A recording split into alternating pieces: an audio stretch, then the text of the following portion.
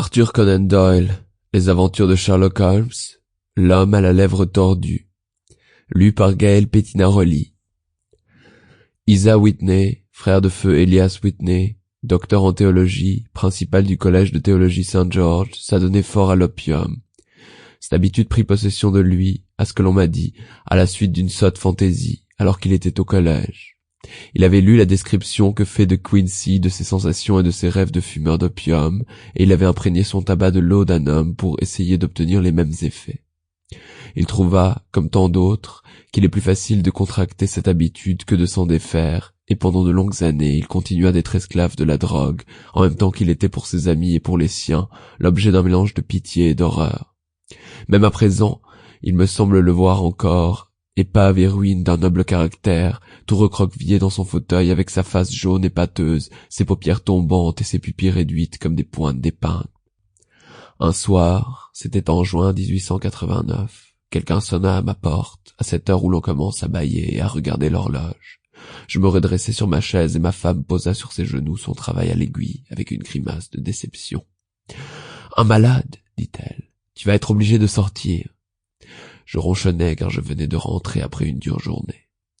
Nous entendîmes la porte s'ouvrir, puis quelques mots précipités et enfin des pas rapides sur le linoléum. Notre porte s'ouvrit brusquement et une dame, vêtue de sombre et avec un voile noir, entra dans la pièce. « Vous m'excuserez de venir si tard, » commença-t-elle. Et soudain, perdant toute maîtrise d'elle-même, elle courut vers ma femme, lui jeta les bras autour du cou et se mit à sangloter sur son épaule. « Oh, j'ai tant de peine, s'écria-t-elle, j'ai besoin qu'on m'aide un peu. »« En quoi ?» dit ma femme et, relevant le voile, « c'est Kate Whitney. Comme vous m'avez fait peur, je n'avais, à votre entrée, pas idée de qui vous étiez. Je ne savais que faire, et alors je suis venu tout droit vers vous. C'était toujours comme cela, les gens en peine venaient vers ma femme comme les oiseaux vers un phare. C'est très gentil d'être venu. Maintenant, vous allez prendre un peu de vin et d'eau, vous asseoir confortablement et nous raconter tout ça, à moins que vous n'aimiez mieux que j'envoie James se coucher.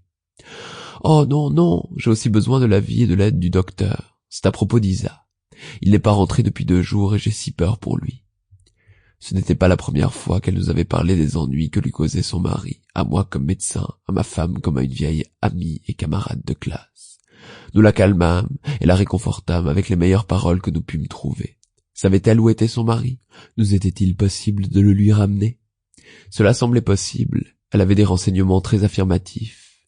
Depuis quelque temps, quand la crise le prenait, son mari se rendait dans un bouge, une fumerie d'opium tout à fait à l'est de la cité. Jusqu'ici, ses débauches s'étaient bornées à... Sample complete. Ready to continue?